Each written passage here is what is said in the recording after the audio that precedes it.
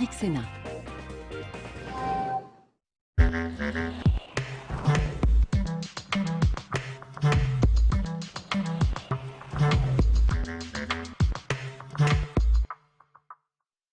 Bonjour à tous. Les sénateurs reprennent ce matin l'examen du projet de loi sur les métropoles avec bien sûr l'épineuse question du Grand Paris. Hier soir, suite à 2 amendements centristes et UMP, les sénateurs en séance ont rejeté la création du Haut Conseil des territoires. Ce matin, ils reprennent l'examen du texte à l'article 4 sur les conférences territoriales. Et sachez bien sûr que l'article 12, qui reprend toutes les dispositions sur l'épineuse question du Grand Paris, sera examiné cet après-midi à partir de 16h15. Très bonne séance à tous. L'ordre du jour appelle la suite de la discussion en deuxième lecture du projet de loi modifié par l'Assemblée nationale de modernisation de l'action publique territoriale et d'affirmation des métropoles. Dans la discussion des articles, nous sommes parvenus à l'amendement numéro 269 au sein de l'article 4. J'ai 2 amendements identiques faisant l'objet d'une discussion commune. Monsieur Carl, Monsieur Yes, non, il n'est pas défendu. L'amendement 584, Monsieur Germain, non plus, il tombe. L'amendement 364 rectifié, Monsieur Mézard.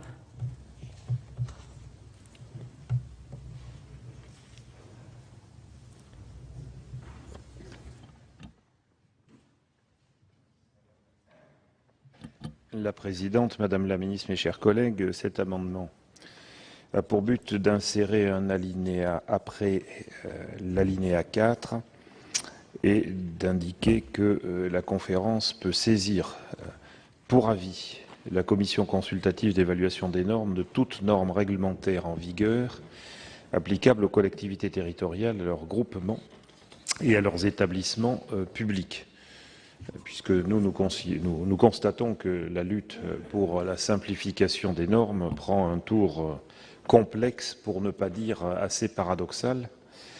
La réforme de la commission consultative d'évaluation des normes est portée aujourd'hui par au moins 3 textes différents qui en sont à des stades de navette divers. Il y a une proposition de loi portant création d'une haute autorité chargée de la régulation des normes, un projet de loi sur l'égalité des territoires dont nous sommes saisis, et maintenant le présent projet de loi. Au niveau de l'inflation normative qui gangrène depuis longtemps l'action publique locale, nous considérons qu'il faut intervenir dans le sens qui est proposé par cet amendement. Merci, Monsieur Mézard. Je vais donc demander l'avis de la Commission sur l'amendement 364 rectifié. Monsieur le rapporteur. Lundi après-midi, le Sénat examine la proposition de loi de Madame Gourault et de Monsieur Sueur instituant le Conseil national d'évaluation des normes qui succède à l'actuel CCEN. Ce texte prévoit que les collectivités territoriales pourront saisir le Conseil national d'évaluation des normes de toutes normes réglementaires en vigueur applicables aux collectivités, selon des modalités fixées par décret. J'observe que d'ailleurs c'est à l'unanimité que cette disposition a été approuvée hier à la commission des lois. Connaissant votre élégance démocratique légendaire, peut-être que cet argument pourrait justifier le retrait, quoi. Monsieur le rapporteur, l'avis du gouvernement, Madame la ministre. Merci Madame la Présidente. Monsieur le sénateur, je ne saurais pas mieux dire que ce que vient de développer le rapporteur. Et effectivement, donc lundi après-midi, nous serons là sur un texte qui répond, je crois, dans sa globalité aux observations qui sont les vôtres. Les collectivités territoriales seront donc amenées à saisir autant que de besoin et chaque fois qu'elles sentiront qu'il y a des normes qui pèsent sur les collectivités, à les saisir pour en simplifier le droit. Donc je crois qu'effectivement, ce serait un retrait qui paraîtrait être une bonne manière. Merci Madame la ministre. Monsieur le Président Mézard, vous êtes sollicité pour un retrait. Que décidez-vous? Bien, Madame la Présidente, Madame la Ministre, Monsieur le rapporteur, je ne peux en effet que partager le souci du rapporteur que l'élégance et la transparence deviennent des vertus communes dans cet hémicycle. J'entends que l'amendement est retiré, Monsieur Mézard. Il est retiré? Merci. L'amendement 501 rectifié, présenté par Madame Lipietz. Merci Madame la Présidente. Nous avons entendu hier que certains étaient choqués que ce soit le président du conseil régional qui préside la conférence d'action territoriale publique. Effectivement, on aurait pu les lire au sein de la conférence, mais personnellement, ce n'est pas là où, pour moi, il y a un problème. Le président du conseil régional, parce que justement, il est sa sphère de compétences recouvre l'ensemble du territoire régional, me paraissait être quelqu'un à même de présider l'ensemble des problèmes, enfin, de la conférence d'action publique territoriale. Mais en revanche, ce qui me choque profondément, comme je l'ai dit dans ma discussion générale hier, c'est que nous créons des cumuls mandats-fonctions en permanence et que nous proposons, encore une fois, que le président du conseil régional soit aussi président de cette conférence d'action territoriale. D'où mon idée que pour un petit peu couper le lien au sein de la conférence de l'action territoriale publique entre la région et son président, on fasse du président, lorsqu'il est président du conseil régional, lorsqu'il est président de la conférence de l'action territoriale publique, réellement le président de cette action neutre par rapport à tout le reste. Et pour cela, eh bien, il y aurait 4 représentants désignés de manière paritaire de la région qui siégeraient à la conférence. Cela permettrait que le président de la région se consacre effectivement dans ces cas-là à ses fonctions de président de la conférence de l'action territoriale publique et soit en quelque sorte neutre, puisque la défense, s'il y a défense des intérêts de la région, serait dévolue à ces 4 représentants. Merci, chers collègues. Je vais demander l'avis de la Commission, Monsieur le rapporteur. On ne va pas, si vous voulez bien, mes chers collègues, en vous remerciant pour votre présence ce matin, on va peut-être pas ressusciter les débats d'hier. Donc, je rappelle, la CTAP, dans la version allégée que nous avons voulu, se veut une conférence des exécutifs et non une instance de représentation de chaque niveau de collectivité. Dès lors, la Commission des lois a émis un avis défavorable. Merci, Monsieur le rapporteur. L'avis de la ministre. Même avis, Madame la Présidente. Merci. Bien, je vais donc mettre aux voix l'amendement 501 rectifié qui a reçu 2 avis défavorables. Qui est pour? Merci. Contre? Merci. Abstention? L'amendement n'est pas adopté. Le 360 rectifié, Monsieur le Président Mézard, vous le présentez?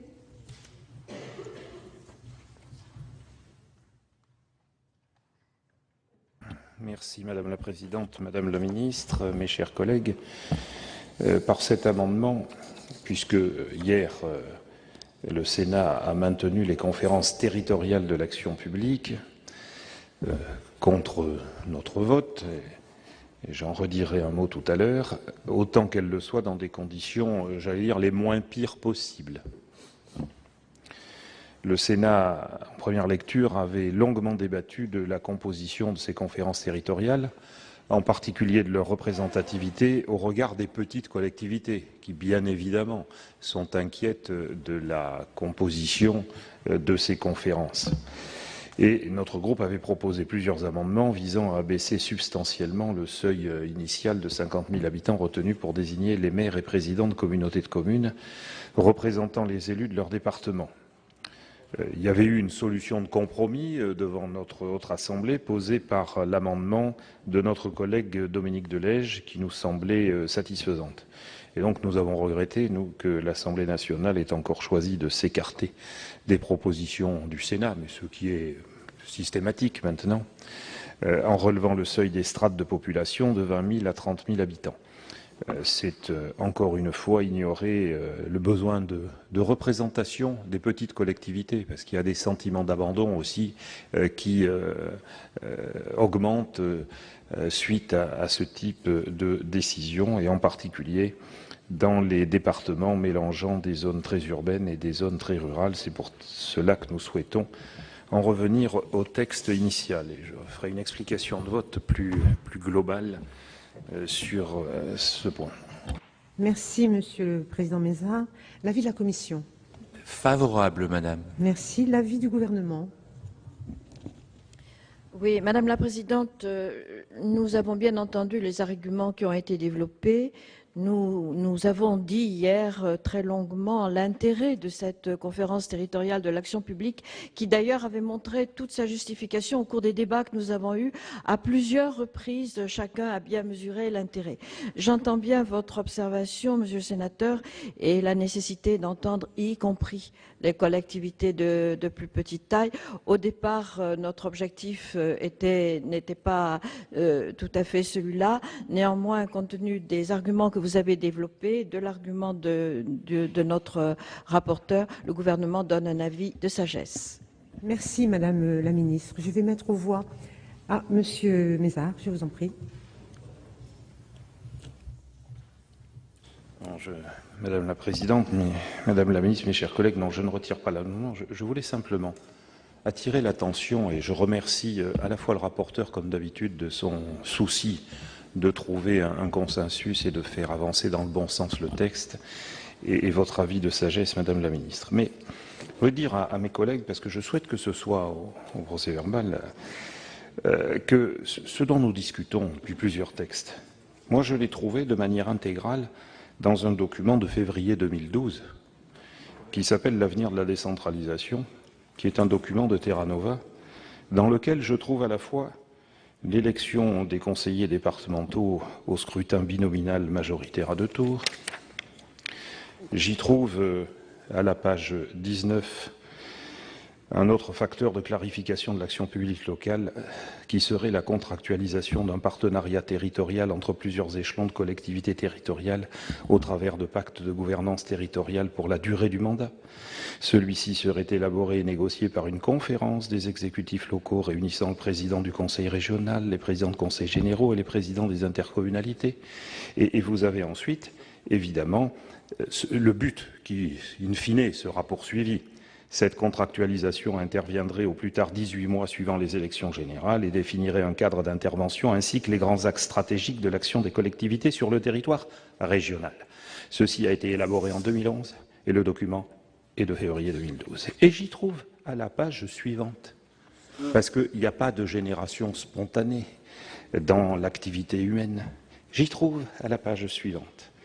Pour cela, nous proposons la création d'un haut conseil des territoires, structure permanente créée par la loi et réunissant les associations représentant les différents échelons de collectivités locales.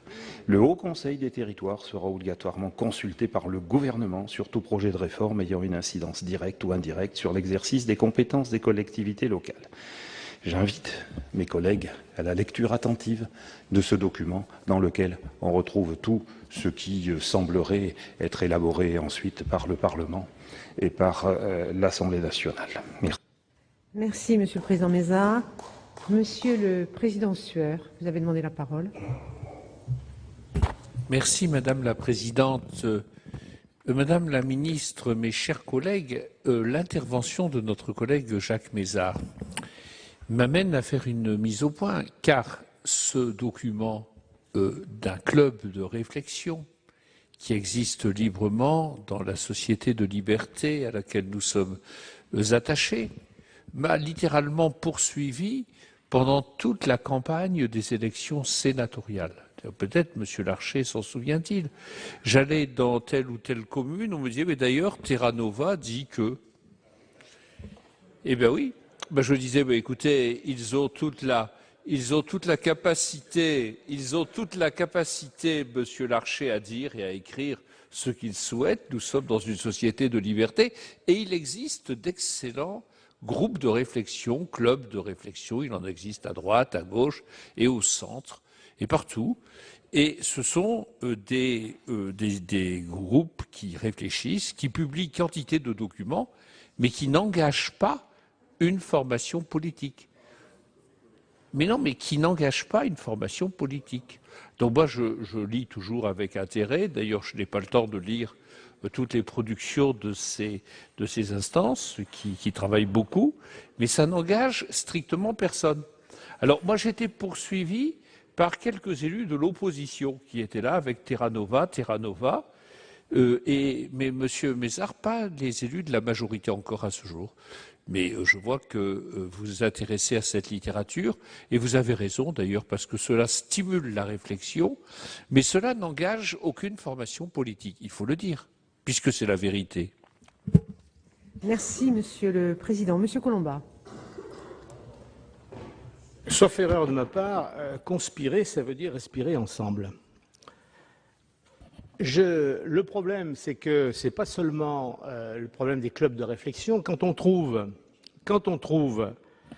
les mêmes rédacteurs dans les cabinets qui élaborent les propositions de loi, confère le fameux binôme, duquel on n'a pas pu faire bouger le ministre de l'Intérieur, et pour cause, l'auteur du projet, il était là. Bon.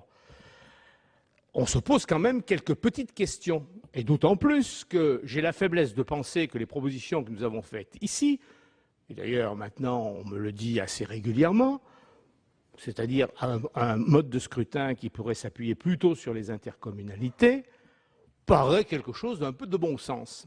Donc, Monsieur le Président de la Commission des lois, je ne vous ferai pas l'injure de vous croire naïf. C'est un des problèmes de fond de notre système. Hier, quand j'évoquais la Constitution de l'an 8, j'étais pas si loin de là. Hein. C'est-à-dire que l'initiative des lois, la discussion des lois, etc., est faite ailleurs qu'ici. Et pas vraiment au gouvernement. Elle est faite dans les cabinets. Elle est préparée avant. Et vous pouvez suivre les lignes rouges depuis 10 ans ou 15 ans. Et d'ailleurs, les majorités peuvent changer, les mêmes idées restent. C'est ça le fond du problème de notre démocratie, du moins ce qu'il en reste. Et je crois que Jacques Mézard a mis le doigt, oui, peut-être, mais en tout cas, c'est un des problèmes essentiels. Chers collègues, je vais donc mettre aux voix l'amendement 360 rectifié présenté par notre collègue le président Mézard. Il y a eu un avis favorable de la Commission, un avis de sagesse du gouvernement. Qui est pour? Merci. Contre? Abstention? Il est adopté. L'amendement 100 est présenté par Monsieur Hyest. Merci Madame la Présidente, puisque les conférences territoriales vont réunir beaucoup de catégories de collectivités. Il paraît indispensable que les groupements de collectivités territoriales qui exercent des compétences en matière d'environnement et dont le périmètre d'action pertinent ne correspond pas bien souvent à celui des bassins de vie des EPCI à fiscalité propre, je pense que nous y reviendrons souvent dans la suite du débat, il est indispensable qu'elles soient représentées au sein de la conférence territoriale. Surtout qu'il y a souvent des actions communes entre les divers niveaux de collectivités concernant, je pense notamment, tout ce qui concerne les syndicats de rivières, Madame la Ministre. Vous avez eu un exemple récent. Si, Monsieur Hyest. Je vais demander l'avis de la Commission, Monsieur le rapporteur. L'observation du président Hyest est naturellement pertinente. Elle doit se concilier avec l'observation qu'il faisait de manière tout aussi pertinente hier en disant qu'il faut garder une configuration la plus souple possible de la CTAP.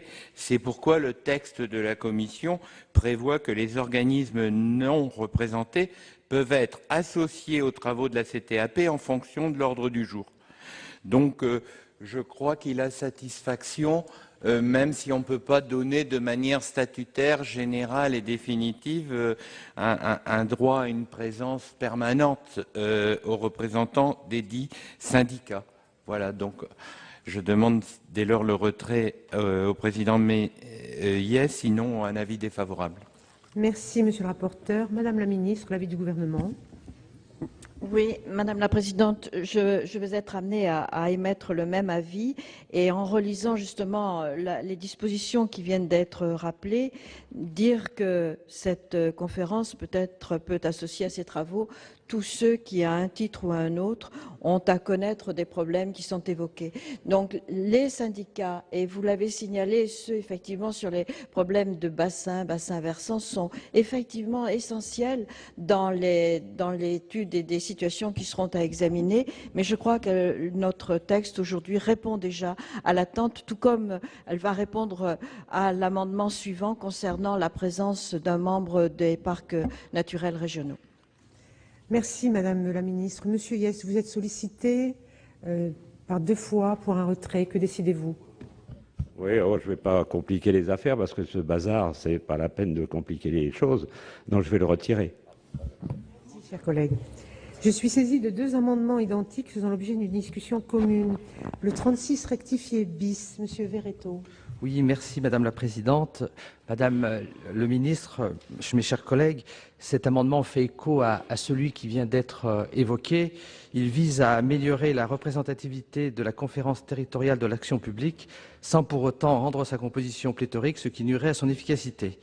Sur les territoires, les parcs naturels régionaux concourent à l'objectif de mise en œuvre concertée des compétences des collectivités territoriales en rassemblant les communes autour d'une charte qui détermine les orientations tant de la protection de l'environnement que du développement et de la mise en valeur du territoire. L'article R. 333-14 précise que le syndicat mixte d'aménagement et de gestion du parc naturel régional, dans le cadre fixé par la charte, assure sur le territoire du parc la cohérence et la coordination des actions de protection, de mise en valeur, de suivi, d'évaluation, de gestion, d'animation et de développement menées par les collectivités territoriales et les établissements publics de coopération intercommunale à fiscalité propre ayant approuvé la charte par l'État et par les partenaires associés. Compte tenu de leur rôle de mise en cohérence des politiques publiques et des acteurs, il nous paraît légitime que les syndicats mixtes soient représentés au sein de la conférence territoriale de l'action publique. J'ai bien entendu ce qui vient d'être dit. C'est-à-dire, je voudrais exprimer l'inquiétude des parcs naturels régionaux, leur difficulté à trouver leur place dans l'édifice institutionnel qui se construit, notamment par rapport à l'émergence des pôles ruraux d'équilibre et de solidarité territoriale dans les départements. Donc cet amendement serait une réponse à leur inquiétude. Oui, chers collègues, le 190 n'est pas défendu, il tombe, mais il est identique. Donc je vais demander à Monsieur le rapporteur l'avis de la Commission. La position est la même que tout à l'heure. Les organismes non représentés peuvent être associés aux travaux des CTAP en fonction de l'ordre du jour. C'est évidemment le cas des parcs naturels. Merci. Madame la Ministre, même avis? Même avis en suggérant peut-être un retrait. Si, merci Madame la Ministre. Chers collègues, vous êtes sollicités, vous le retirez, merci. L'amendement 38, présenté par Monsieur Filleul au nom de la Commission de développement durable. Vous avez la parole, chers collègues. Merci Madame la Présidente. Écoutez, dans une CTAP allégée, la Commission du développement durable pensait que les pôles ruraux pouvaient avoir leur place, mais étant donné le débat que nous avons eu hier, je suppose que, Madame la Ministre, vous allez me demander de retirer cet amendement, ce que je ferai, tout en rappelant que les pôles ruraux devront, à leur demande, évidemment, participer au débat lorsqu'ils seront concernés au sein de la CTAP. Et je retire mon amendement avant que vous me le demandiez. Merci, chers collègues. L'amendement 361 rectifié, présenté par le président Mézard. Merci Madame la Présidente, Madame la Ministre. Il s'agit de renforcer encore cette magnifique conférence des territoires en rajoutant les maires des communes chefs-lieux de département de la région s'ils ne figurent pas parmi les membres qui sont prévus, parce que je rappelle que près d'une vingtaine de communes chefs-lieux de département métropole n'atteignent pas 30 000 habitants. Alors il y a l'amendement à 20 000, je n'ai pas fait le calcul exact, mais il doit en rester malgré l'abaissement du seuil, et nous considérons que toutes les communes chefs-lieux de département doivent être représentées, sachant que, ma foi, plus on est nombreux, plus la démocratie s'exerce, et je crois que c'est quand même une bonne chose que tout le monde puisse faire entendre et qu'il y ait de grandes assemblées efficaces et compétentes. Merci, Monsieur Mézard. L'avis de la Commission, Monsieur le rapporteur. La rédaction du texte de la Commission prévoit qu'elle organise la CTAP ses travaux dans le cadre de son règlement intérieur. Je suis persuadé qu'il est donc dès lors tout à fait possible de trouver dans le règlement intérieur une solution qui ne requiert pas l'intervention de la loi. Merci, cher Avis collègue. défavorable. Madame la ministre. Je mettrai un avis de sagesse, Madame la Présidente, sur cet amendement, en reconnaissant effectivement la nécessité d'une représentation globale, mais je ne peux me rallier aussi qu'aux observations du rapporteur. Merci. C'est une sagesse défavorable, alors. Merci. Monsieur Mézard, qu'est-ce que vous décidez? Je mets aux voix? Je mets aux voix. Alors, je mets aux voix le 361 rectifié, qui est un avis défavorable de la Commission et un avis de sagesse du gouvernement. Qui est pour?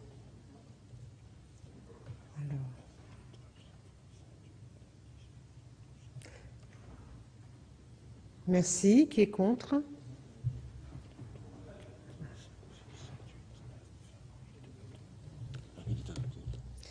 Il est adopté. Merci. L'amendement 489 rectifié bis est présenté par Monsieur Bizet. Merci Madame la Présidente.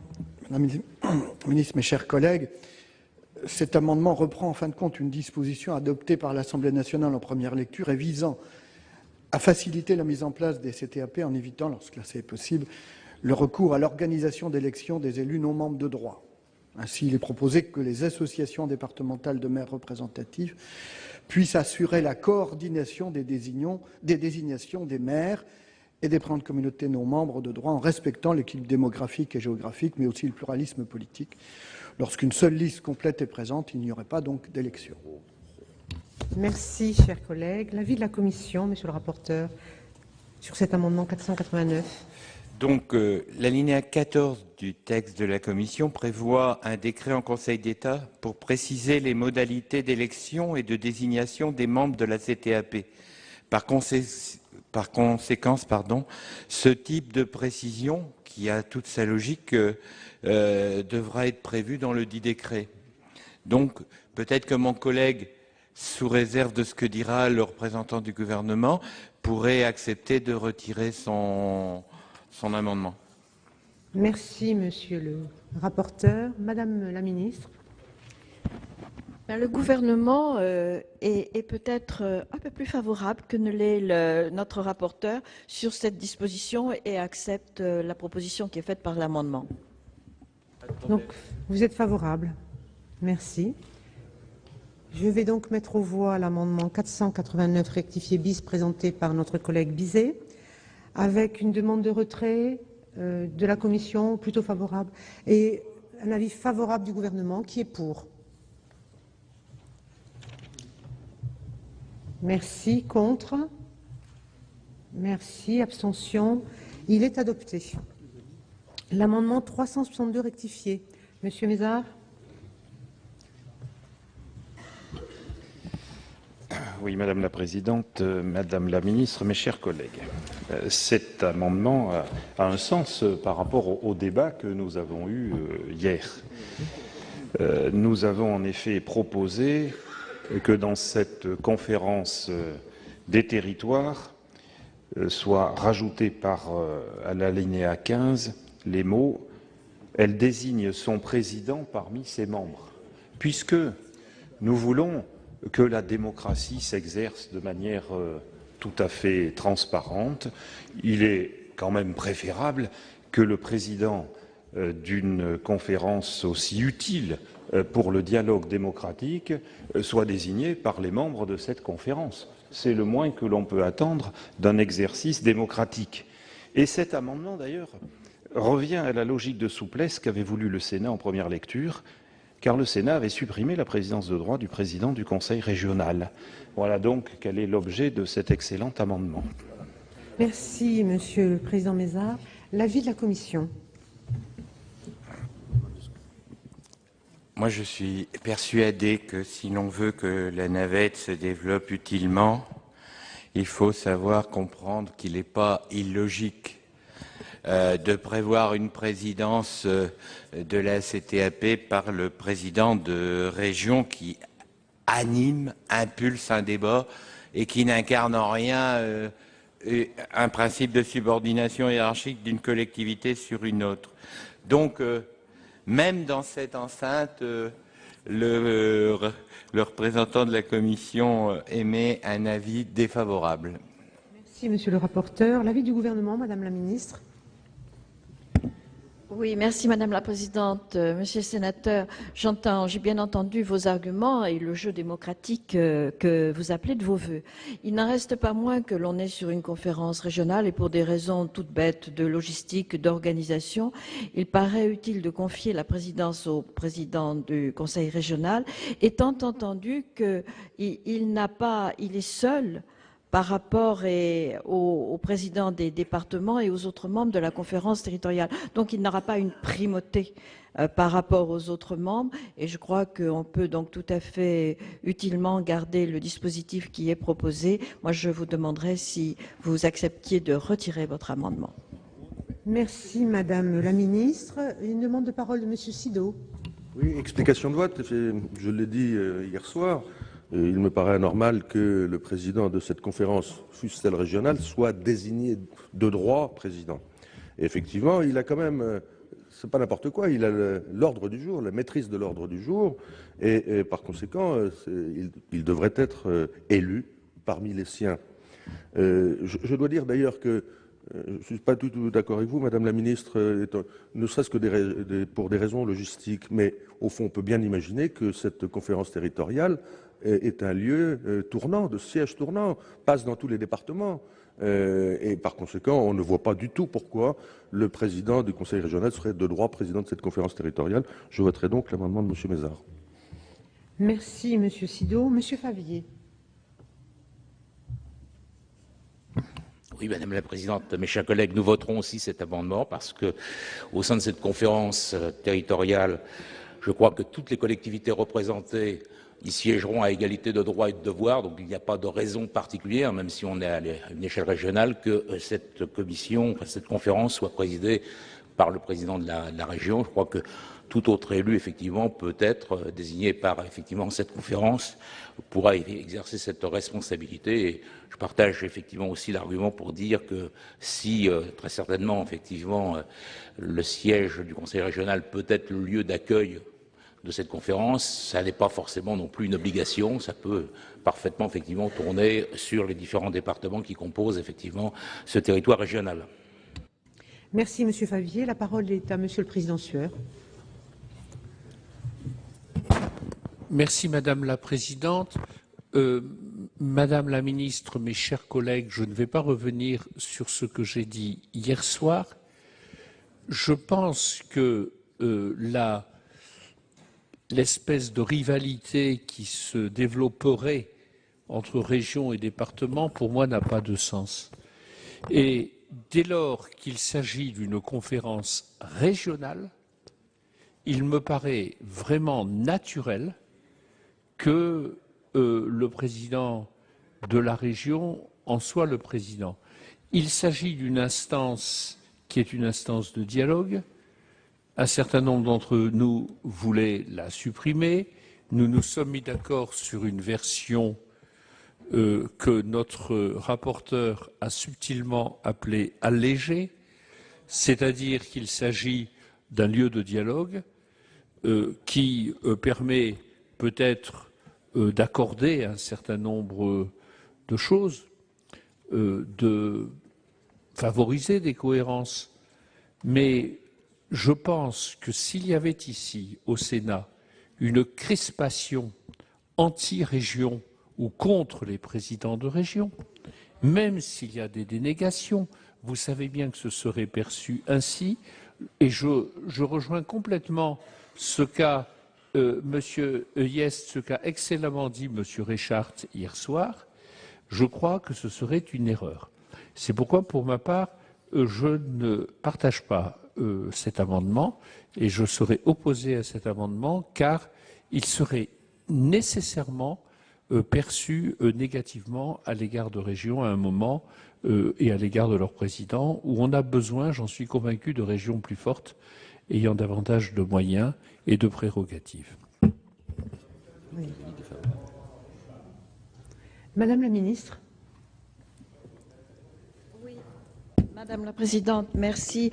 Juste pour rappeler, et c'est peut-être le pendant des observations qui avaient été portées tout à l'heure et qu'avait indiqué le président Mézard, juste peut-être pour indiquer que la délégation aux collectivités territoriales, dans un rapport de 2009, préconisait de remplacer la conférence régionale des exécutifs par un conseil régional des exécutifs, ce que nous faisons, et indiquait qu'il fallait assurer une périodicité trimestrielle aux réunions de ce conseil des exécutifs sous la présidence du président du conseil régional. Nous nous en sommes tout simplement inspirés. Merci Madame la ministre. Monsieur Mézard, vous avez été sollicité par une demande de retrait. Voilà, je vous en prie. La présidente, Madame la ministre, mes chers collègues, j'ai bien écouté les explications des uns et des autres. Alors, Madame la ministre a raison de rappeler ce qui s'est passé à la délégation. Mais il faut aussi rappeler le contexte et puis le travail qui était fait pour préparer le conseiller territorial. Bon, on ne va pas revenir là-dessus, nous ne sommes dupes ni les uns ni les autres. D'ailleurs, je note que dans l'excellent document dont j'ai rappelé l'existence tout à l'heure, un sénateur important dans la délégation des collectivités territoriales a partagé cet excellent travail de Terra Nova. Mais fermons la parenthèse. Mais sur le problème de deux choses l'une, où il s'agit d'une instance de concertation, ce qu'on nous dit, de simple dialogue, de rencontre, eh bien alors qu'est-ce que ça peut faire que justement, encore plus, il y ait un débat démocratique pour savoir celui qui est le mieux à même d'apporter le dialogue et le consensus. Vous savez, je suis dans une région où je connais bien le président de région, j'ai travaillé avec lui pendant 25 ans. Je vous assure que si je participais à cette conférence, je voterais pour lui sans aucun état d'âme. Parce qu'on n'est pas toujours d'accord, mais je sais qu'il travaille et qu'il travaille bien. Mais il faut laisser s'exercer la démocratie. Vous ne pouvez pas nous tenir constamment en discours. Plus de transparence, plus de démocratie. Et puis quand il s'agit de mettre en place la présidence d'un organisme de dialogue et de concertation, dire « ah ben non, on désigne ». Là, c'est quand même un discours peu cohérent, donc je maintiens mon amendement démocratique. Merci, chers collègues. Monsieur Savary. Oui, Madame la Présidente, vous rappeliez qu'il y avait une conférence régionale des exécutifs. Nous le découvrons, puisque je n'ai jamais eu l'occasion, étant cumulard, d'être invité à une conférence régionale des exécutifs. Ce n'est pas pour autant que j'ai une mauvaise relation avec mon président de région. Je crois que les affaires sont différentes selon les départements, sièges du conseil régional ou pas. Il y a une véritable différence dans l'approche, dans le relationnel, puisqu'il y a une proximité quand vous êtes un département où il y a le chef-lieu de région qui permet de régler un certain nombre de problèmes. Alors je crois qu'en instituant ce pacte territorial, il n'y a pas de bouleversement. Ça marchera là où il y a une véritable volonté politique de travailler avec l'ensemble des partenaires. Ça ne marchera pas là où les rivalités locales ou les postures politiciennes l'emportent sur l'intérêt général. Les choses sont claires.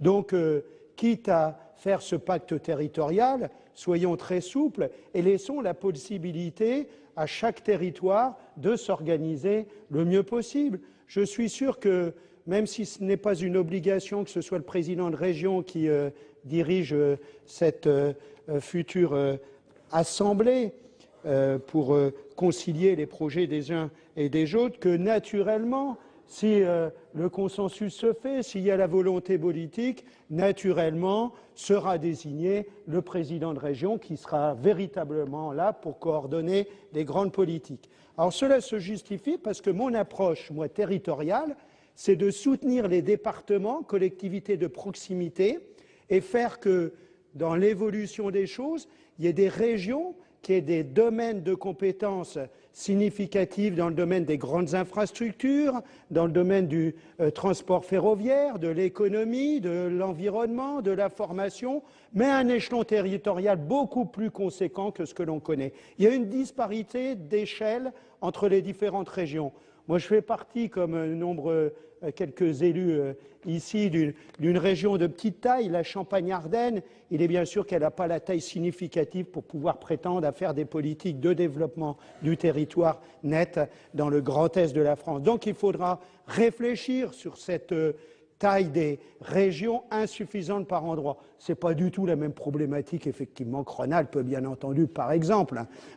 Donc je crois que c'est ces difficultés territoriales qui doivent s'exprimer à travers nos votes, de façon à prendre en compte ces disparités.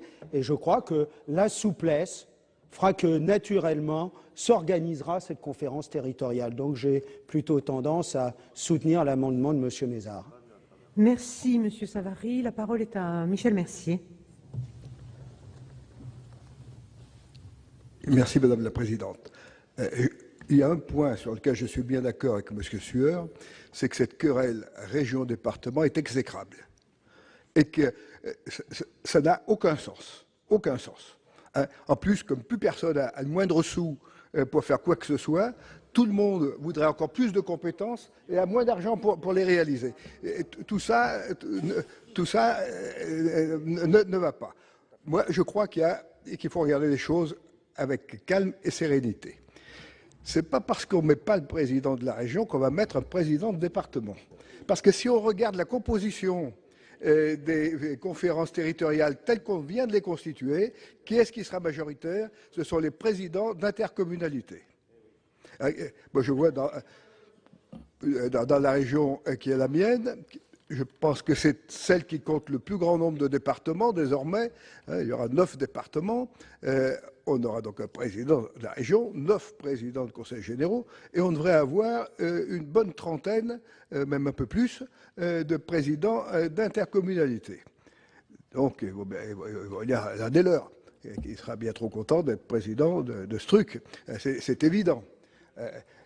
Moi, je crois qu'il faudrait qu'on prenne nous-mêmes ici une position un peu sereine et d'escalier. Nous sommes arrivés à ce qu'il y ait une conférence territoriale. C'est déjà un premier pas. Et il ne faut pas l'oublier, ce n'était pas forcément gagné d'avance. Il ne faut pas aller trop loin, trop vite. Et puis, il y aura une CMP.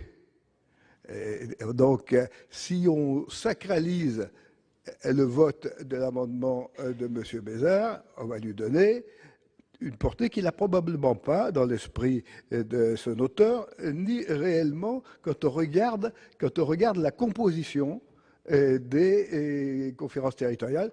Moi, je suis à peu près certain qu'aucun président de conseil général ne sera élu président de ces conférences territoriales.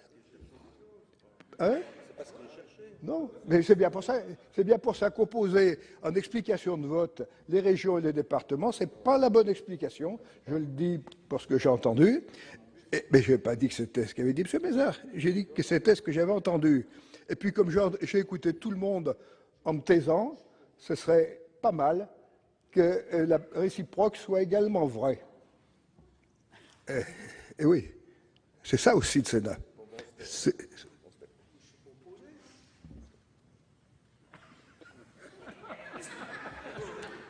Voilà. Donc moi je pense que tout ça se réglera en CMP et qu'il faudra bien avoir des monnaies de dialogue. En voilà une très belle qui va être votée dans quelques instants. Merci, chers collègues. Bien, plus personne ne demande la parole. Je vais donc mettre aux voix l'amendement 362 rectifié. J'ai été saisie d'une demande de scrutin public par le groupe socialiste sur l'amendement de M. Mézard et plusieurs de ses collègues. Je vous rappelle que l'avis de la commission est défavorable, l'avis du gouvernement est défavorable. Il va être procédé au scrutin public dans les conditions fixées par l'article 56 du règlement. Le scrutin sera ouvert dans quelques instants. Comment tu vas ?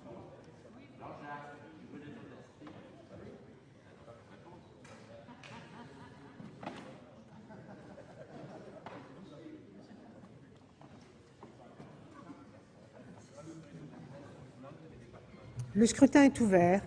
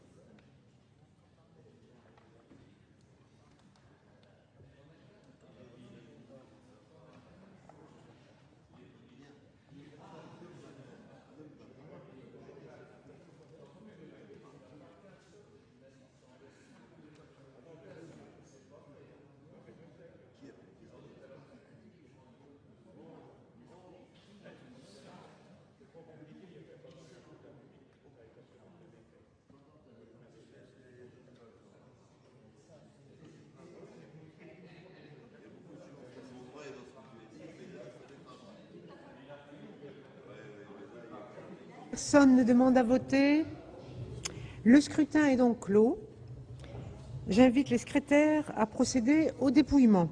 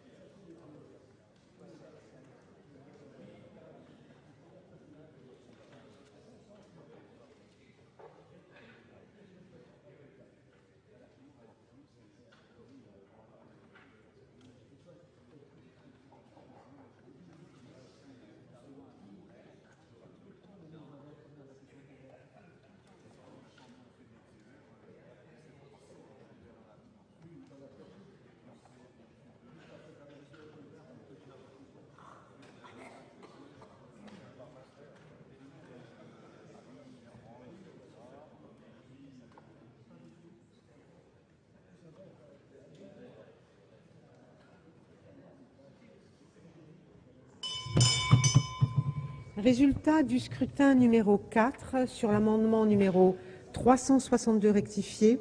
Nombre de votants 344, nombre de suffrages exprimés 344. Pour l'adoption 218, contre 126. Le Sénat a adopté. Nous arrivons à l'amendement 363 rectifié qui est présenté par Monsieur le Président Mézard. Merci Madame la Présidente, Madame la Ministre, mes chers collègues. Dans notre souci de développer la démocratie, le dialogue et la concertation, et je crois que c'est quelque chose qui sera apprécié dans nos départements, nous proposons que les réunions de cette conférence se tiennent alternativement dans chaque département de la région. Et je vous assure que ça paraît sibyllin, mais réellement, je pense que si ce type de conférence devait prospérer et servir à quelque chose, eh bien le fait qu'elles puissent se réunir alternativement dans chaque département sera appréciée par les élus locaux. Et je crois que c'est vraiment quelque chose qui va dans un accroissement de notre souci de démocratie. Merci, chers collègues. L'avis de la Commission, monsieur le rapporteur.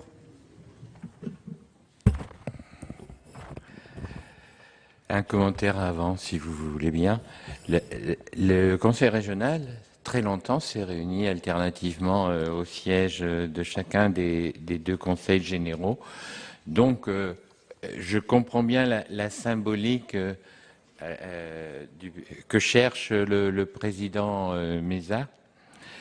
Donc, persuadé que je suis que même en ayant enregistré le vote précédent, dans la pratique, les normes, pour ne pas dire la totalité des conférences territoriales seront présidées par les présidents de région, anticipant donc, malgré l'avis défavorable que je suis quand même tenu de rappeler de la commission des lois, je pense que pour donner un gage à la recherche d'une coexistence pacifique qui, je le sais, est partagée par l'immense majorité de mes collègues représentants des conseils généraux, à titre personnel, après avoir rappelé l'avis défavorable de la commission, j'émettrai à titre personnel un avis favorable.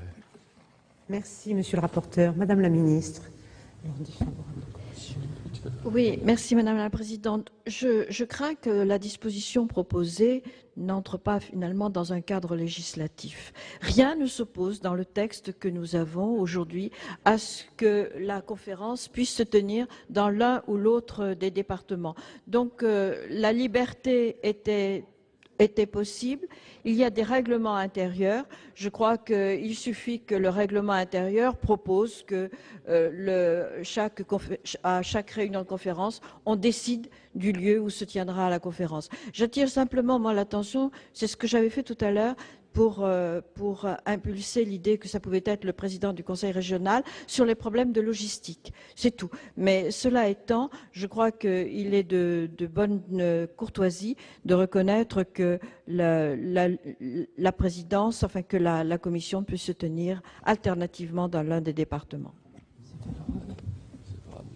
Avis favorable, Madame la ministre. En tout cas, de sagesse. De sagesse, merci. La parole est à Monsieur Sido. Oui, pour explication de vote, je n'avais pas lu cet amendement avant de prendre la parole à l'amendement précédent, et j'avais évoqué cette possibilité. Je suis donc tout à fait d'accord avec cet amendement, en soulignant qu'il est bon quand même que les membres de cette conférence territoriale connaissent la réalité de chaque département, ou de chaque zone du territoire régional. On ne parle plus de département, parce que dès qu'on parle de département, on a l'impression qu'il y a opposition entre département et région, ce qui n'est pas du tout le cas, pour ce qui me concerne tout au moins. Et donc je pense qu'il est bon, effectivement, que les uns et les autres puissent visiter des entreprises à l'autre bout de la région, visiter des lycées ou des collèges à l'autre bout de la région, bref, voir une autre réalité qu'éternellement la réalité du chef-lieu centre de la région ou du chef-lieu centre de son département. Les voyages forment les hommes. La parole est à Monsieur Richard. Oui, Madame la Présidente, chers collègues, moi je suis dans une région composée de 2 départements, alors vous avez compris que l'alternance ne va pas être très compliquée à mettre en œuvre. Mais vous me permettrez de dire que au moment où tout à l'heure on s'est réclamé de la souplesse pour supprimer la présidence de droit du Conseil régional, bonjour ici la souplesse. Enfin, j'ai vraiment le sentiment que dès lors que l'on donne la liberté de désignation du président, on pourrait laisser aussi la liberté d'organisation des travaux de cette Assemblée, enfin quand même. Merci Monsieur Richard. Monsieur Dallier. Merci Madame la Présidente. Madame la Ministre, mes chers collègues, oui, mon intervention va effectivement dans le même sens. Autant j'ai voté de bon cœur les amendements du président Mézard, autant celui-là, franchement, je n'ai pas envie de le voter. Sinon, on peut rajouter un sous-amendement. On pourrait aussi décider dans la loi le fait de savoir qui paye le pot de l'amitié à la fin de la réunion. Franchement, est-ce qu'il faut aller Ou alors il n'y en a plus, effectivement, parce qu'on n'a plus les moyens, on peut aussi. Non, franchement, je crois que là, nous allons trop loin. Laissons cela au règlement intérieur. Madame la ministre, je pensais que vous alliez conclure par un rejet de l'amendement. Vous avez laissé la sagesse. Mais honnêtement, celui-là, je ne peux pas le voter en l'état. Merci, Monsieur Dallier. La parole est à Monsieur Miquel. Oui, je trouve Madame la Présidente, Madame la Ministre, mes chers collègues, je trouve la proposition de Jacques Mézard particulièrement intéressante. En effet, et je la trouve même un peu contradictoire avec l'amendement précédent. Et oui, parce que je considère que laisser au président du Conseil régional la présidence de cette conférence, ça ne me paraît pas inopportun. Je trouve ça logique. Par contre, qu'on exige que cette conférence tourne dans les départements, je trouve ça très intéressant pour les élus et pour les collaborateurs, le préfet de région, le DREAL, qui assistera forcément à cette conférence. On voit parfois des préfets de région qui passent 2 ans en région et qui ne mettent jamais les pieds dans un département. On voit des DREAL qui ne mettent jamais les pieds dans les départements. Non, mais ça m'est arrivé. Alors, au moins là, et forcément, c'est en contradiction avec l'amendement précédent, parce que le président de région qui ira dans un département, il demandera au président du Conseil général de coprésider avec lui, de fait, la conférence, avec le préfet à ses côtés. Donc, je crois que c'est une bonne disposition et je la voterai. Merci, Monsieur Miquel. La parole est à Edmond Hervé. Oui, Madame la Présidente, Madame la Ministre, Mesdames et Messieurs, Madame la Ministre, je suis parfaitement d'accord avec vous. La confusion est totale entre ce que nous dit l'article 34 de la Constitution et l'article 37 de cette même Constitution, domaine législatif, domaine réglementaire. Mais, mes chers collègues, au point où nous en sommes... Bon. Alors, moi, je voterai l'amendement de M. Mézard, parce que c'est un amendement excellent, même si, sur le fond, je regrette qu'il faille un texte législatif pour suggérer à un président de région de faire le tour de sa région. Merci.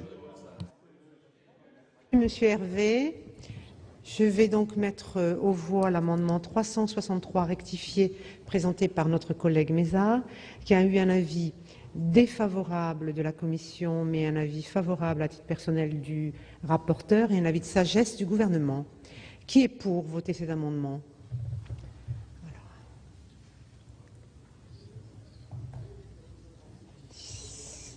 11.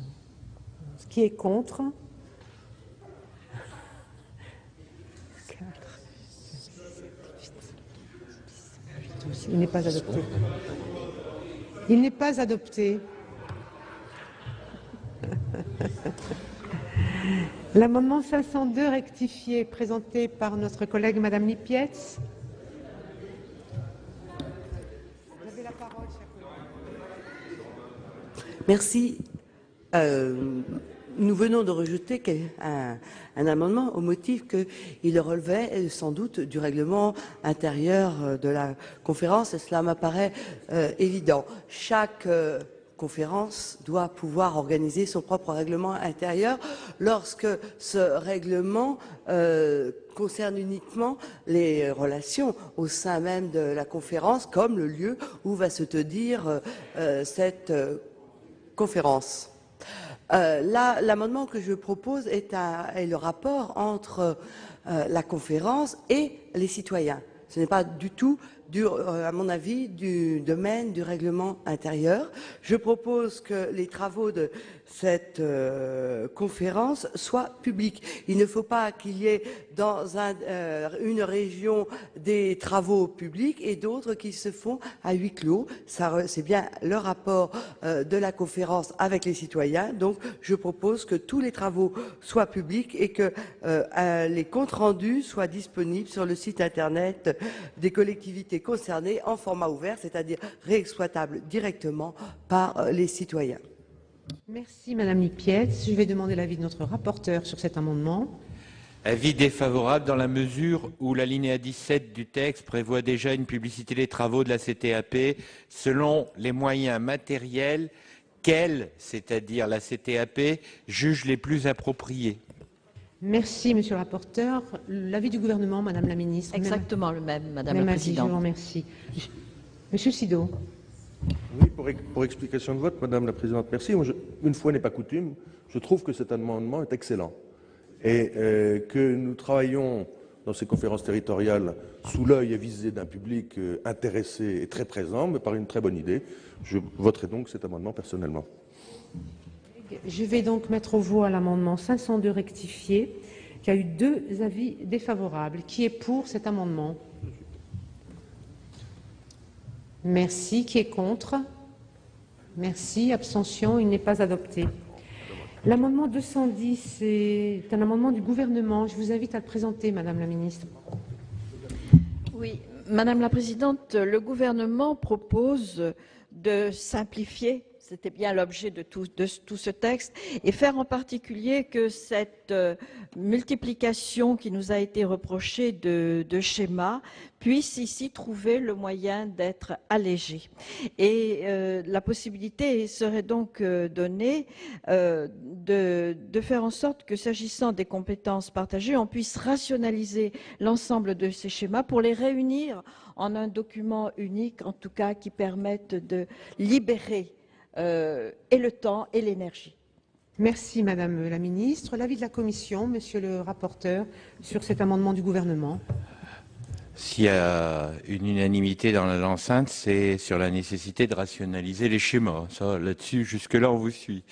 Alors, donc, la question qui se pose maintenant, c'est comment on procède à cette rationalisation. Nous pensons à la Commission des finances que la rationalisation des schémas, elle passe par une loi. Si l'élaboration d'un schéma est prévue par la loi, il n'appartient quand même pas aux collectivités de rationaliser leur élaboration. Donc, on a, selon moi, des échéances à venir que Madame la ministre Lebranchu a rappelé hier.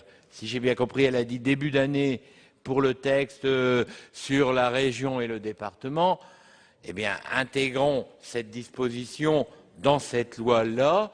En termes de rationalisation de schéma, ça s'y prête d'autant plus que ça nous permettra de définir exactement la portée, par exemple, du SRAT, ce qui s'y trouve et ce qui ne s'y trouve pas. Mais essayons de ne pas faire ça dans un amendement fut-il gouvernemental aujourd'hui. Donnons-nous un temps de travail, de concertation suffisant et mettons-le en perspective. Encore une fois, je suis enthousiaste à l'idée de la simplification des schémas, vous l'avez bien senti, mais donnons-nous la possibilité de le faire par la loi et inscrivons ça dans la perspective du texte à venir. Merci, Monsieur le rapporteur. Donc j'entends un avis défavorable, n'est-ce pas? Merci. La parole est à Gaëtan Gors.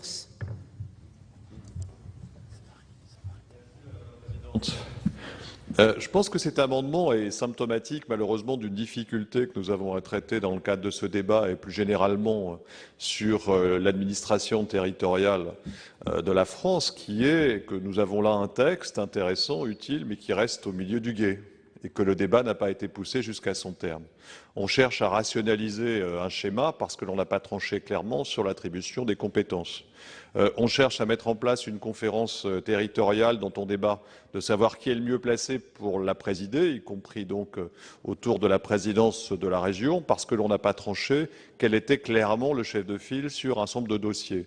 Le véritable problème auquel nous sommes confrontés aujourd'hui dans nos territoires, ruraux mais aussi métropolitains, c'est un problème de développement, c'est-à-dire de mobiliser et de réunir les énergies pour soutenir la création d'entreprises, la création d'activités, la création d'emplois, les projets de solidarité. Et c'est dans cette logique que l'on aurait dû envisager la réorganisation territoriale. On est, je crois, sur un schéma beaucoup trop classique qui montre aujourd'hui ses limites et qui oblige le gouvernement à faire des exercices un peu périlleux de réécriture pour amener effectivement à préciser ce qui ne l'a pas été initialement. Personnellement, je tiens à dire ici combien je regrette que nous soyons saisis d'une réforme qui est une réforme à minima et que les enjeux de l'organisation territoriale auraient mérité beaucoup plus que ce document complexe qui ne tranche pas véritablement entre les sujets essentiels et qui ne s'inspire pas du logique qui aurait dû être, de mon point de vue, la logique du développement des territoires. Merci, Monsieur Gors. La parole est à Monsieur Savary. Madame la Présidente, Madame la Ministre, j'ai pratiquement rien à rajouter à ce que dit Monsieur Gors. C'est l'avis que je partage entièrement. Vous vous rendez compte, on est là à décider pour les territoires s'ils doivent rationaliser ou pas leur schéma. Attendez, c'est véritablement de leur responsabilité de savoir comment ils vont avancer. Et le but de cette conférence, c'est certes de partager des idées, mais peut-être effectivement de rationaliser surtout le coût des services que l'on va rendre quand même, qu'on y mette les moyens. Si encore l'État mettait les moyens par rapport à cette demande de responsabilisation des territoires, on pourra avancer. Mais là, ça va être quoi? Il y aura des objectifs. Nous n'aurons pas forcément les moyens de les réaliser. D'autre part, les schémas sont bien spécifiques et avancent différemment selon leur nature. Donc si vous voulez rationaliser dans un schéma global, on va attendre que chaque schéma avance? Non, je crois que c'est de la responsabilité justement des élus locaux de voir comment ils peuvent travailler intelligemment ensemble. Laissez-les faire de la souplesse dans le dispositif. Vous voyez, on n'a même pas tranché sur le numérique. Dans certaines régions, ce sont les régions qui avancent, dans d'autres territoires, ce sont les départements qui avancent. C'est bien, puisqu'il y a une collectivité qui prend les choses en main.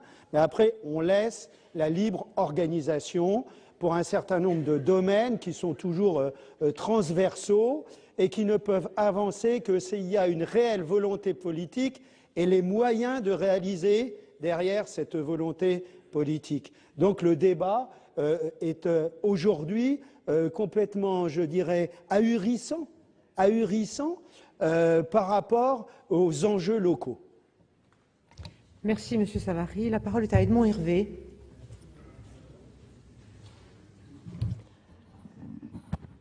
Madame la Présidente, nous sommes les uns et les autres victimes du vocabulaire. Nous avons tous, les uns et les autres, à tort ou à raison, parlé de bloc de compétences. J'ai toujours contesté cette notion de bloc de compétences. Qu'il y ait des attributions de compétences, oui, mais aucun exercice de compétences ne peut se faire sans le partenariat, la concertation et la contractualisation. Et ceci vaut pour l'État. Et les collègues qui, au nom de la simplification, entendent dire qu'il faut que l'État ait des attributions très précises, se trompent. Nous ne sommes pas dans un État fédéral. Ça, c'est l'élément fondamental.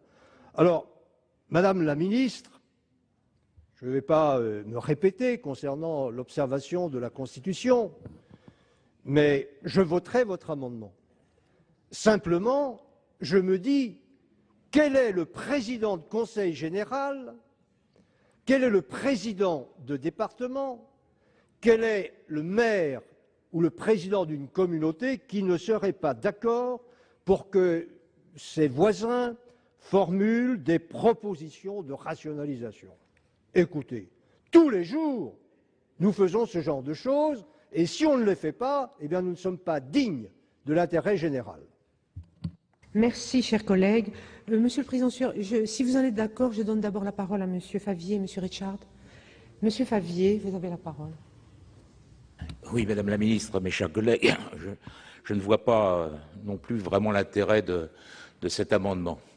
On a une conférence territoriale qui va permettre le débat entre des collectivités qui exercent pleinement leurs responsabilités. Pourquoi faut-il, là encore, dans ce texte de loi, vouloir, je veux dire, encore corseter d'une certaine manière leur organisation?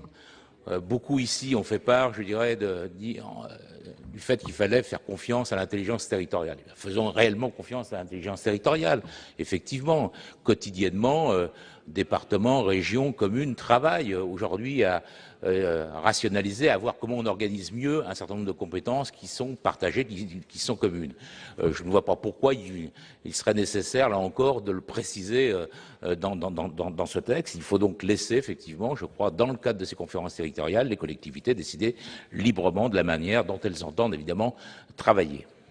Merci, cher collègue. La parole est à Monsieur Richard. Oui, Madame la Présidente. Deux observations. La première, c'est que je voudrais vraiment rejoindre les interventions de Gaëtan Gors et René-Paul Savary et dire que je suis quand même un peu surpris de voir le gouvernement proposer un amendement visant à permettre à des collectivités de rationaliser une compétence partagée. Rien que cela, on dit long sur la faiblesse, et ce terme, je l'utilise par charité chrétienne, la faiblesse de ce projet de loi en matière de décentralisation, alors même qu'on nous annonçait un texte faisant référence et particulièrement encouragé. Je répète, cet amendement, à moins que je ne l'ai pas bien compris, vise à permettre à différentes collectivités de rationaliser l'exercice d'une compétence partagée. Bon, voilà. Deuxième observation, je n'en vois vraiment pas l'intérêt, Madame la Ministre. J'ai bien compris, l'amendement propose d'autoriser une collectivité à rationaliser si elle le souhaite, peut proposer. Il va de soi que, comme vient de le dire M. Favier, je vois mal une collectivité ne pas aller dans ce sens si elle voit une possibilité de rationalisation de cet exercice de la compétence. Donc, outre que cet amendement donne un signe fort de quelque chose qui est en fait la démonstration d'une faiblesse du texte, je n'en vois vraiment pas l'utilité. Merci, Monsieur Richard. La parole est à Monsieur Détraigne. Merci, Madame la Présidente. Je disais hier soir que ce texte crée de la complexité. Ben voilà, on ne peut pas l'avouer, mais on en est conscient, donc on essaye de rationaliser la complexité. Donc franchement, on est mal parti. On est mal parti.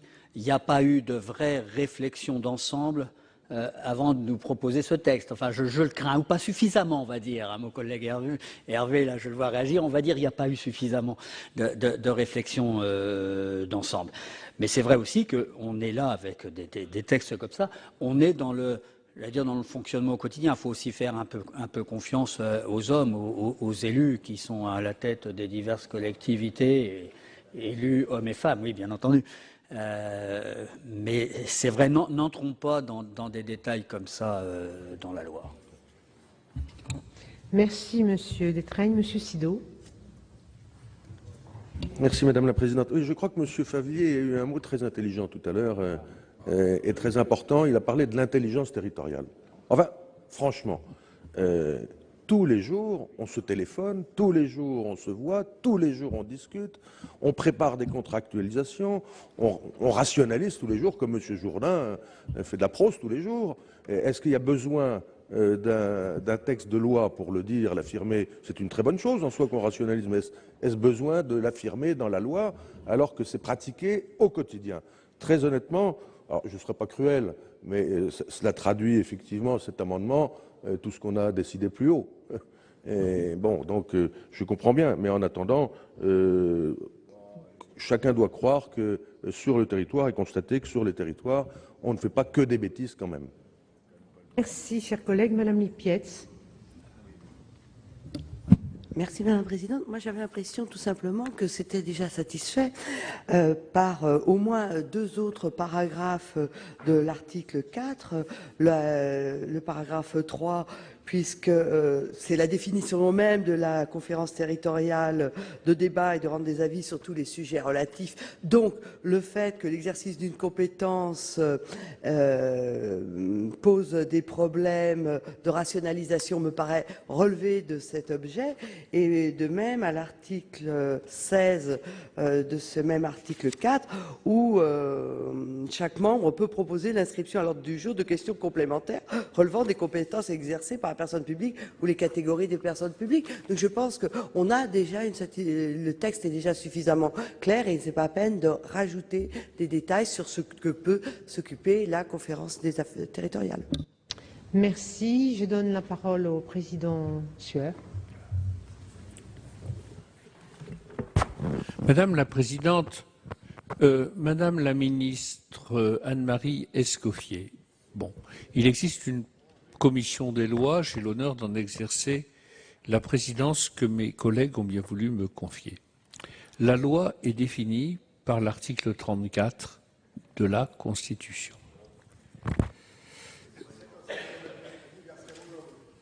C'est le 50e anniversaire de la Constitution. Bien. Madame la Ministre, j'ai l'honneur de vous demander de bien vouloir retirer cet amendement du gouvernement. Je vais expliquer pourquoi je fais cette demande. Nous avons eu beaucoup de débats sur cette conférence territoriale. Un certain nombre d'entre nous étaient très réticents, considérant, monsieur le rapporteur en connaît, considérant qu'il y avait une région, un département, des communes, des communautés, que chacun avait ses compétences et que pour ce qui était des compétences partagées, chaque collectivité avait la capacité de dialoguer avec les autres. Nous nous sommes finalement mis d'accord sur une version allégée qui fait de cette conférence un lieu de dialogue. Bien. Il va de soi qu'au cours des réunions de cette instance, on peut parler. Je pense qu'il n'est pas utile de faire un article de loi pour dire qu'on peut parler. Cet amendement ne dit que cela. Je suis heureux, Madame la Ministre, que nous puissions parler, mais vous voyez bien qu'on peut parler sans un amendement et sans cet article. Regardez, je le lis.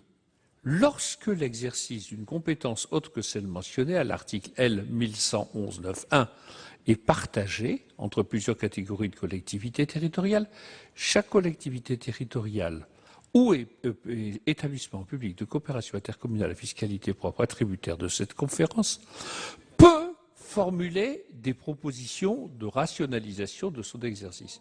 Donc, je suis dans une réunion, vous voyez, conseil municipal, conseil général, et je peux proposer que l'exercice de mes compétences, de nos attributions, soit plus rationnel. Mais ai-je besoin, est-il utile? En quoi est-il utile d'écrire cela? Ça va de soi. Heureusement, encore heureux. Imaginez que quelqu'un propose de voter le contraire. On ferait un article pour dire que je ne vois pas comment on pourrait être contre. Enfin, il est interdit dans une conférence de rationaliser les choses. Donc, on est dans... Alors, je sais que le Conseil d'État a choisi de publier son rapport annuel sur le concept de droit souple.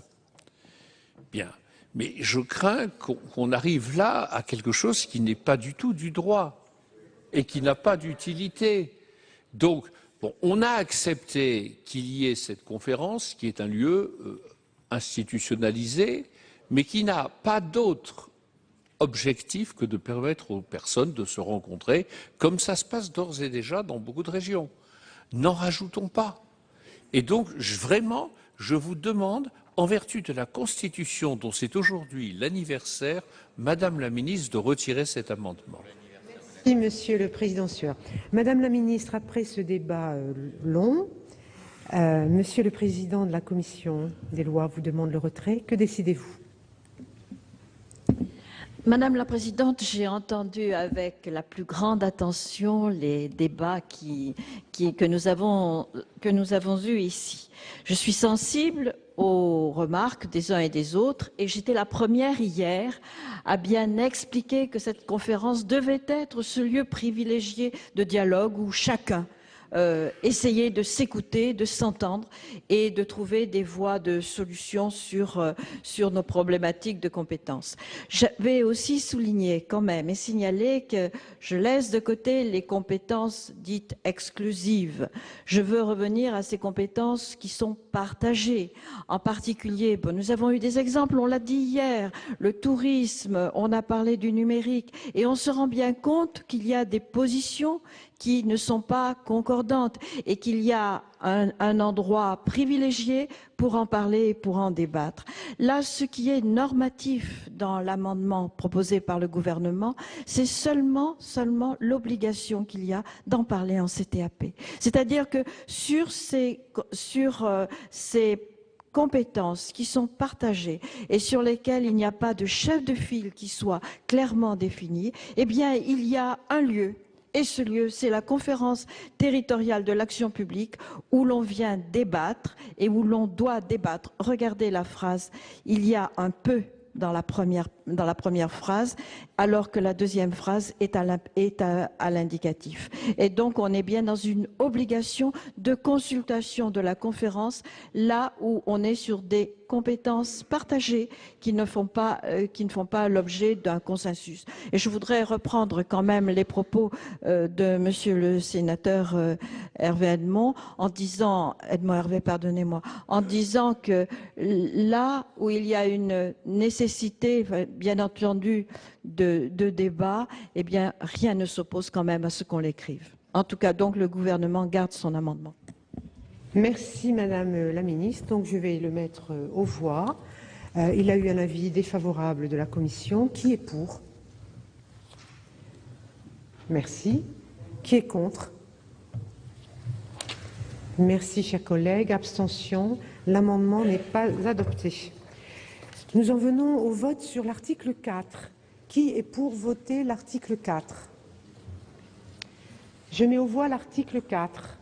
Mes chers collègues, je mets aux voix l'article 4. Qui est pour voter l'article 4? Voilà, merci. Qui est contre? Merci. Abstention. L'article 4 est adopté. Après l'article 4, un amendement 365 rectifié qui est présenté par le président Mézard. Oui, Madame la Présidente, Madame la Ministre, mes chers collègues, avant que Monsieur le rapporteur n'en appelle une nouvelle fois à l'élégance, je vais retirer cet amendement. Merci, chers collègues.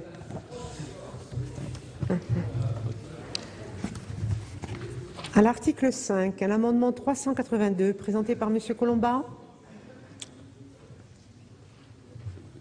Je crains d'avoir peu de succès, mais je voudrais quand même revenir sur cette question. Comme je l'ai rappelé tout à l'heure, il n'y aura plus, avec le nouveau mode de scrutin, de lien entre la représentation territoriale et puis la politique départementale. Entre notamment un des outils fondamentaux de l'action dans les départements, les intercommunalités et la politique du département. Il y aura maintenant la conférence régionale. Le meilleur moyen, finalement, d'établir un lien entre les acteurs de terrain du développement, les acteurs de développement de terrain, et puis cette instance qui est l'instance départementale et l'instance régionale, resterait encore, c'est la proposition que je fais, qui est forcément amendable, qu'il y ait régulièrement donc des conférences départementales où les échanges puissent avoir lieu et où tout le monde, à travers cette conférence, pourra être informé des travaux, de ce qui pourra se passer à l'Assemblée départementale et de ce qui pourra se passer à la conférence régionale. Voilà, cette proposition n'a pas d'autre but et je rappelle que quelque chose qui ressemble à ce type d'organisation existe déjà dans un certain nombre de départements. Merci, Monsieur Colomba. L'avis de la Commission, Monsieur le rapporteur, sur cet amendement? Autant j'étais d'accord avec mon collègue Mézard pour dire qu'il est très bon, très sain que la Commission puisse se déplacer et se réunir dans chaque siège des conseils généraux. Autant là, je ne peux pas suivre, ni la Commission des lois d'ailleurs, la proposition de Monsieur Colomba. Donc je lui demande le retrait, sinon un avis défavorable. Merci, Monsieur le rapporteur. Monsieur Savary. Ah, pardon, Monsieur Savary, je n'ai pas demandé l'avis du gouvernement, excusez-moi. Le gouvernement n'y est pas favorable, Madame la Présidente. Merci. Monsieur Savary. Oui, Madame la Présidente, Madame la Ministre, là aussi, je pense que c'est à chaque territoire de s'organiser. Comme il a été dit, véritablement, la concertation est obligatoire, surtout en période de raréfaction de l'argent public. Que voulez-vous? On sait bien que si on a une notion d'aménagement du territoire, elle doit être partagée et ensuite elle se fait avec des partenaires. Je crois que c'est essentiel. Les départements, collectivités de proximité, ne sont pas acharnés à défendre que leurs compétences, d'autant plus qu'elles sont parfois particulièrement onéreuses. Où ils sont acharnés, c'est de jouer la solidarité des hommes à travers l'action sociale et la solidarité des territoires à travers l'aménagement du territoire. Et l'un ne va pas sans l'autre. Donc c'est naturellement que pour proposer une politique départementale, eh bien, on réunit l'ensemble des partenaires, à chaque département d'avancer à la vitesse qu'il souhaite. Je crois qu'il faut laisser, là aussi, la souplesse nécessaire. Merci, Monsieur Savary. Monsieur Dallier.